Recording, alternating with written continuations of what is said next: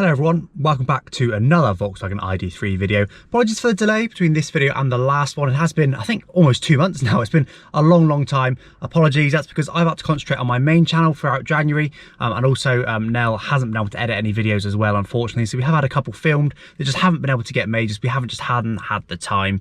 But don't worry, that will change. I'm going to concentrate a little bit more on some sort of shorter form videos going forward. So perhaps things like how to charge the Volkswagen ID.3. Very simple videos, because it kind of strikes me that a lot of you guys probably either don't own an ID.3 or don't even own an EV. So you probably don't know how a lot of this sort of stuff works. It's, you know, become second nature to me. So I'll try and concentrate on the shorter form videos. So don't forget to subscribe down below if you haven't already. But yes, let's get into this video then. This video is going to be all about the software updates that I've had for the Volkswagen ID.3. Now, the current software version for the ID.3 at the moment is 2.0.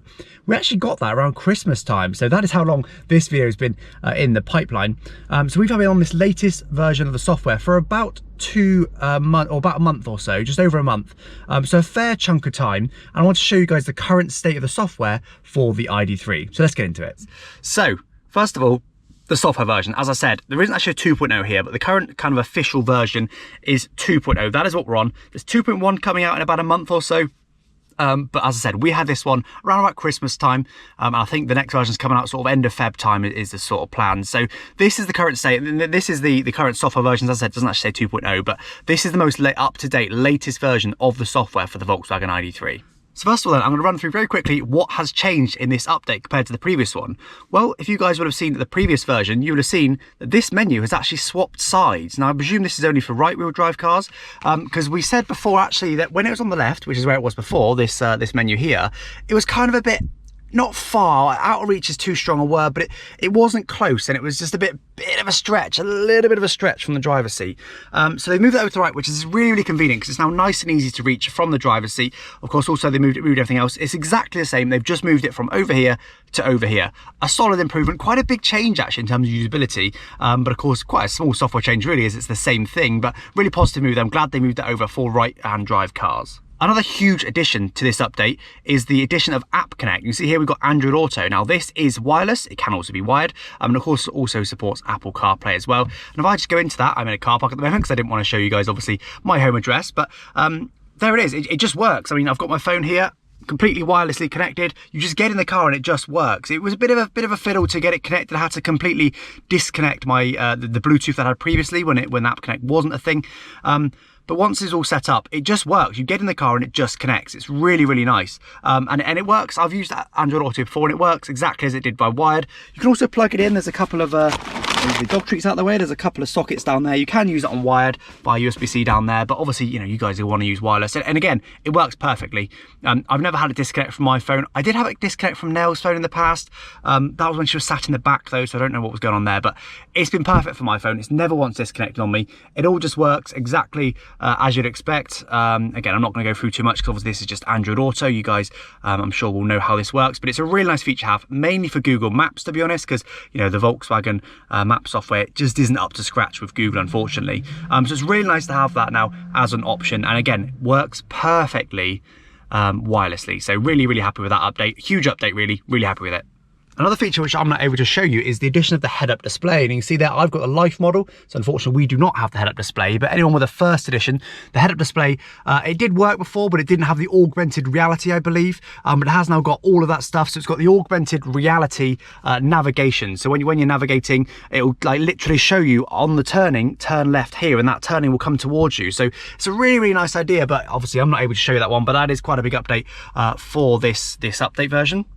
Another cool thing they've added into their own navigation software is the addition of automated charging stops. So for example, from this car park here, if I say want to go to Leeds as an example, so that is going to be well out the way, the way of my range. You can see by that little symbol there, it has got a little charge symbol to show you will need to charge. So here we go, it's giving us a route, and you see on that route there, there is a little charge symbol. So it's going to be too fast to do on a single charge.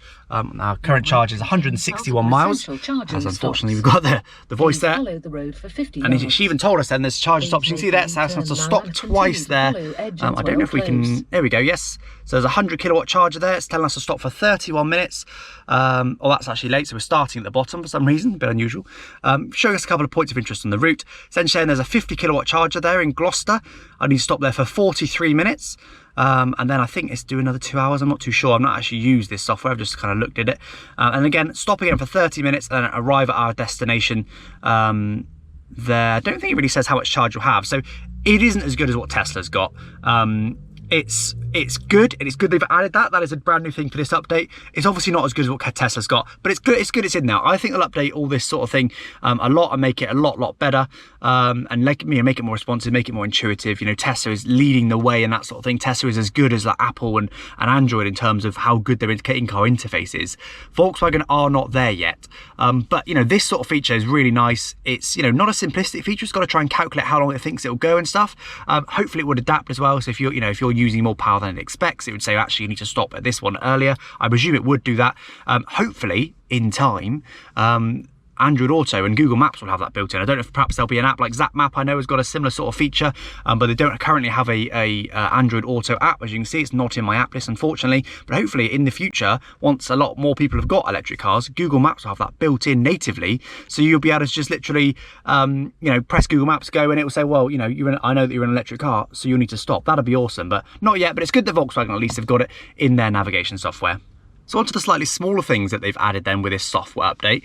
So one thing that will be huge in the future, but isn't huge just yet, is the addition of Car2X. Now this is always stated in the specifications when you bought the car, but it wasn't enabled with the software at launch. But it is now enabled. You can see there, Car2X exchanges communication with other vehicles and roadside equipment nearby. Basically, the idea of this is that your vehicle can talk to other vehicles with Car2X and things like, you know, traffic lights and road signs, roadworks, all that sort of thing. So your car understands better what's going on. For example, let's imagine we're on a motorway, everyone's traveling like 70 miles an hour, but there's been a huge crash, say a mile ahead that we're not aware of yet, and everyone needs to brake hard.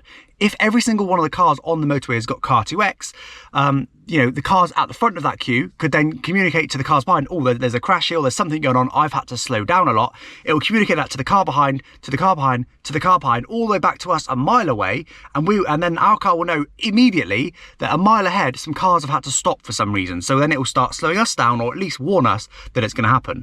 Also for things like traffic lights, for example. So, you know, let's say we're coming up to a green light, but actually the traffic light's got Car2X built in. So the traffic light can tell us, hey, I'm going to go red in 2 seconds. So the car will start slowing down immediately to be a bit more efficient. There's no point trying to accelerate up to what is going to become a red light. There's also no point even just cruising along at 30 miles an hour up to red light if it's about to go red. You may as well back off nice and early and be more efficient. So Car2X is going to be a really cool technology in the future. Obviously at the moment it's quite limited. You know, not many cars have got Car2X built in, but it's good that the ID.3 is future-proofed with it. And it'll be interesting to see how this technology develops as more and more cars on the road do get Car2X. Another smaller feature they've added then is the addition of Wi-Fi hotspot. I'm just going to try and find it. Here we go. So again, always stated previously, you could actually buy the data packs before it even worked in the car, interestingly, but it does now work as a hotspot. So you see infotainment system as a hotspot. So this can literally be like a 4G mobile router for you. The car can be a 4G mobile router. Now, of course, you do have to pay for the data. You don't get it for free. I can't remember how much is off the top of my head. It's not cheap, but it's also not expensive. I believe it works in all of the EU as well, which is really nice. So for example, if I was to go on a road trip around the EU, I would probably just spend, I think it's about £10 for 5 gigabytes or something like that. I'm not too sure. So I would just do that so that the car can become my European Wi-Fi hotspot. It'd be really nice. One thing though, in addition to that, is that you see here, internet radio is unavailable. That's kind of annoying. That's new to this update. Please connect to the internet first. That is why every single time I start the car, I have this notification and it's always this same error. And that is because I don't pay for the in-car, you know, hotspot internet stuff. So internet radio doesn't work, obviously, because the car hasn't got a data plan. It doesn't work. So, but it's just annoying that comes up every single time. I'm sure that'll be fixed in the very next update. That's probably a bit of an oversight, a little bit annoying, but it's still cool that we can now use the car as a hotspot, and also then, you know, it can have its own internet for things like perhaps Spotify integration in the future. I'm sure they'll add a lot more online features as time goes on. Another one of the smaller changes that it's added is in the app, you can now actually supposedly schedule the car. So here's the mobile app that I've got here. So you see it's connected to the car, 161 miles left, 70% of range. I'll just go in the vehicle here to show you that is apps. I presume it's accurate. Yes, it is. There we go. 70% of range, 70% of range. One other thing while I'm here, actually, that's one thing they've updated. Before, for some reason, this percentage range rounded down to the nearest 5%. I don't know why. So for example, if that goes down by 1, it's obviously not going to, but if it did and went down to 69%, this would suddenly say 65%. It was really weird. It rounded down to the nearest 5%. They've changed that again with this update. The car now reports an exact percentage, so that will show you a precise percentage. Obviously, as it happens at the moment, I'm on a nice round number anyway, so that would have been accurate, but it does show an exact percentage now in the app, which is awesome. And yes, you're supposed to be able to tell it when you're going to leave. Now, for me, it doesn't work for some reason. Look, if I go into departure times, it just says this: advanced air condition to 10 degrees based on your current vehicle air conditioning settings. That's just probably because in here it's on min. There you go, that is what that is. So if I put that, say, to 20, there we go. But there's no, other than that, there's no way to actually set a departure time. So I don't know if that's because I've got the live, perhaps that one's, you know, a too high a feature for the live. Perhaps on your first editions it will be an option. It's supposed to be in this update, so I assume that is the case, but it's a bit odd obviously that it kind of shows this blank screen. They need to work on that and make sure that, you know, if cars haven't got this feature, the advanced departure time feature, that it just, you know, isn't there, or it tells you, hey, your car hasn't got this. Just for those that don't know, the idea is that you can tell the car when you want to depart, obviously. So that means that, say you want to leave at 9 AM tomorrow morning, you tell the car that, and then say 10 minutes before that, it'll get the car nice and warm for you. It'll also make sure that the car is charged perfectly to your charge limit, which mine is 80% at the moment. Make sure it's charged to the charge limit, again, just for the moment you leave. So it's a cool idea if you leave your car plugged in all the time. I will say as well, it doesn't work if the car's not plugged in. So if you don't leave your car plugged in overnight, the departure time stuff won't work. And by the way, I have checked it. When it's plugged in, this is still blank. It's a bit odd. It's the same in the car as well. I think if I go here and then go to static air conditioning or stationary air conditioning, again, set departure time, and there's no way, that's just the notification panel, there's no way to actually do it. You can set the temperature, but there's no way to actually set the departure time. So bit of a glitch. Again, I presume that is because I'm in the Life Edition, but I don't know that for sure. But that is supposed to work now in this version 2.0 software update. So interestingly, another thing they've changed, they've actually changed the braking characteristics of the car itself. And obviously the previous few were just sort of smaller, or, you know, cool features, but still infotainment updates. Now this is quite a big feature. Now I only noticed by feel, obviously I'm not going to be able to show you guys this, but interestingly before, with eco mode off, and by eco mode, I'm not going to go into that too much, but I will just show you what I mean. I think it's actually, is that an assist? I can't remember where that is, but in here somewhere there's an eco mode, which basically means it will try and copy the speed of the car ahead no matter what. So it'll use its radar sensor and copy the speed of the car ahead to make sure that it's regenerating as much energy as possible. So with that off, which is how I had it before, it used to be that when you press the brake pedal down there, when you press the brake pedal, the first, you know, 5%, 10% of pedal travel would be just regeneration. So you can really feel it because, you know, brakes have obviously got quite a firm feel. You guys will know from driving any car, you know, the first bit of the travel of the brake pedal is quite sort of loose, and then it gets sort of stiff as you're physically pressing the brakes. You're using the disc brakes.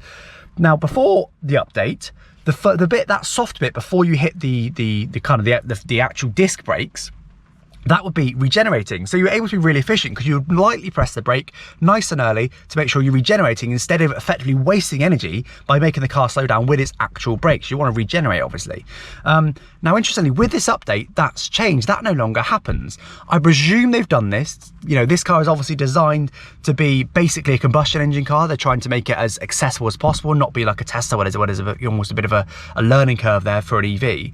So I presume they've done that so that anyone that comes from a previous combustion engine car, they automatically feel comfortable in it. So it basically meant that it only regenerated when you were actually physically using the brakes. Now obviously that's less efficient.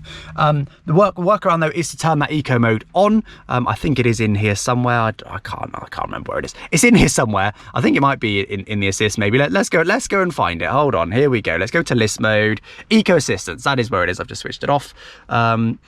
There's not much more to see there, but with that on, that functionality I talk about came back. So when I press the pedal lightly, it would regenerate before engaging the disc brakes. Obviously you want to do that, that is more efficient. So it's a bit of a change there.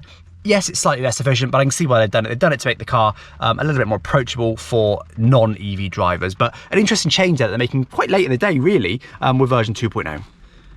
So a couple little bug fixes as well that they have added.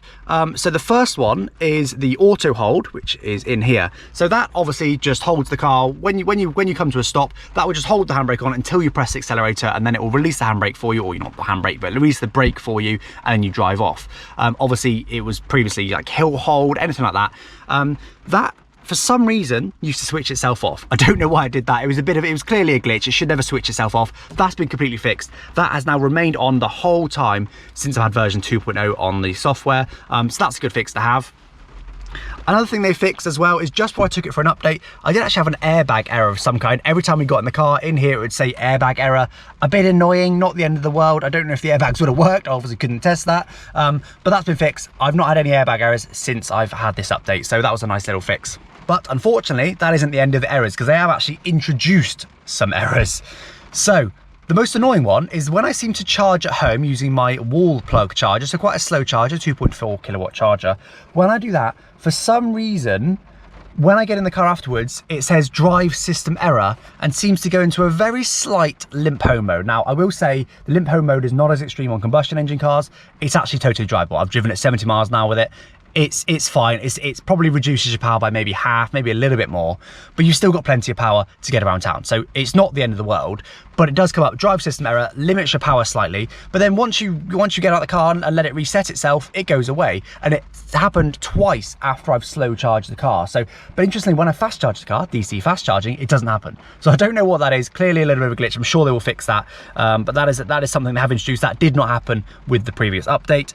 Another new error they've seemed to introduce is a parking sensor error. Now, I think I've only had this once, but it basically meant that the parking sensors just didn't work. I mean, I got in the car, I put it into reverse, the parking sensors just didn't work.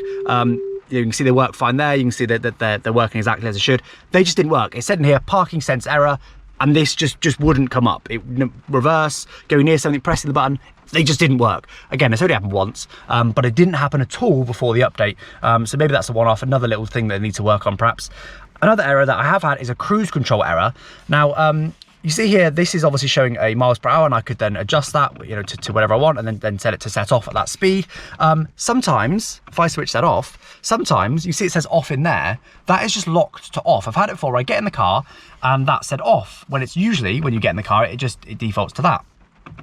But it defaults to off for some reason. I've had this a couple of times, and I thought, that's weird, but doesn't matter, I'll switch it on. And I was pressing this and it didn't switch on. It just refused to switch on. Obviously at the minute it's working exactly as it should, switch on and off nice and easy. But for some reason that would not switch on before. I've had this a couple of times. It is annoying because, you know, I stopped the car, turned off the ignition, turned the ignition back on, it didn't fix it. Now obviously I do most of my driving around town, I rarely use it.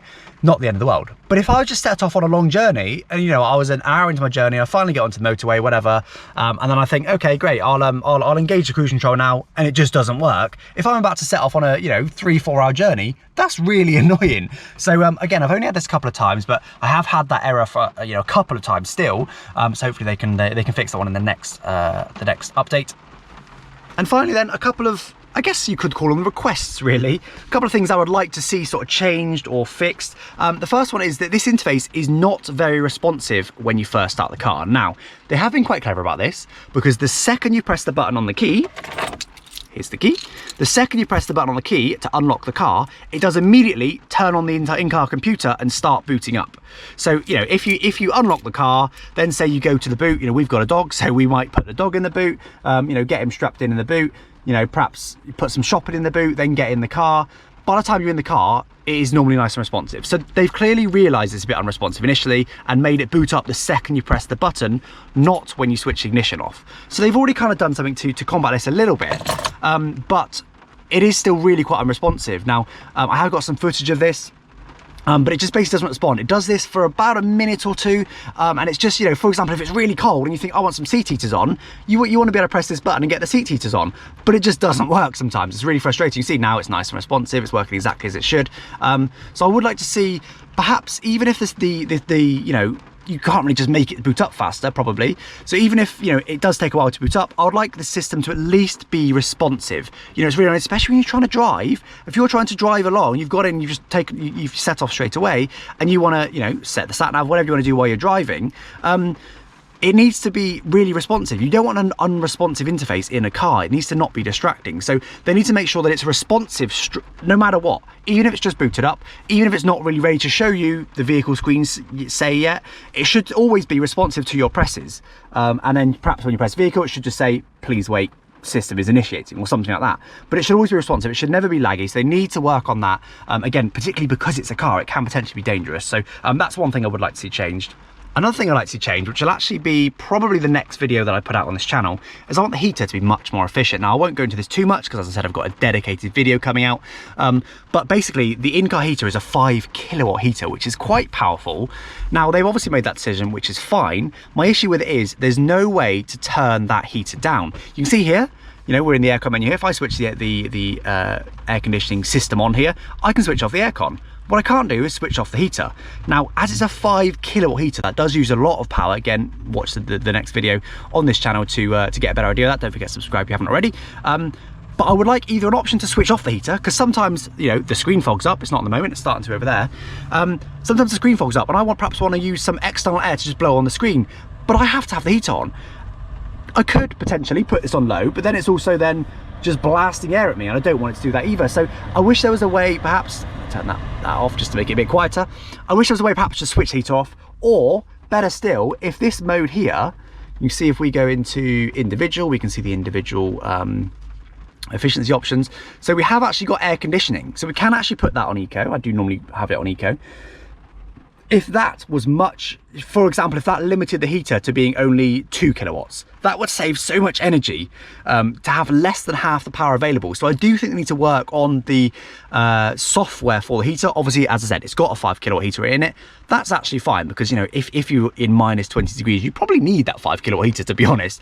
I would just like it as an option to either switch it off or turn it down, because that's actually really inefficient. If I'm on a 5-minute journey, I don't need the heater on, but sometimes the windscreen's fogged up. So I need it on to some extent, but I don't want you using 5 kilowatts because I've got a heated seat. I don't need to be warmed up. So I would like to see perhaps some more efficiency options for that heater, just to save a bit of power. And again, guys, subscribe to see the next video on that, because I've got a dedicated video on the power consumption of the heater coming up.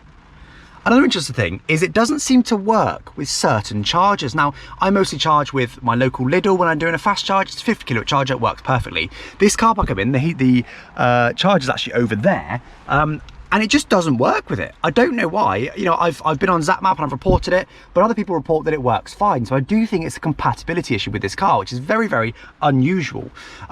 I've got no idea what it is other than that. You just plug it in and it just refuses to charge, just does not work. It works fine on AC, so clearly the charging unit itself is working. And as I said, ZapMap users have reported that it is working, but for some reason, this car just refuses to charge. Now, I don't know if that's a one-off or an unlucky thing or what, but obviously this car needs to be working with all fast chargers. It can't just not work with some. So clearly there's some compatibility issues there. I would like to see that you know, fixed in a forthcoming software update. And finally, I would like to be able to force check for updates. Now, I'm not actually 100% if this software version can have a over-the-air update. I did have an option to do one the other day. It said, you know, that we got an update for you, your car needs to be in park, etc, etc. I didn't actually do it, and unfortunately I didn't film it, and also unfortunately I haven't been able to get it to come up again. But that's my point, is that I pressed cancel because I was on a journey at the moment. I thought I'll do that, I'll record that later on, and I've not been able to get it to come up again. That was several days ago now.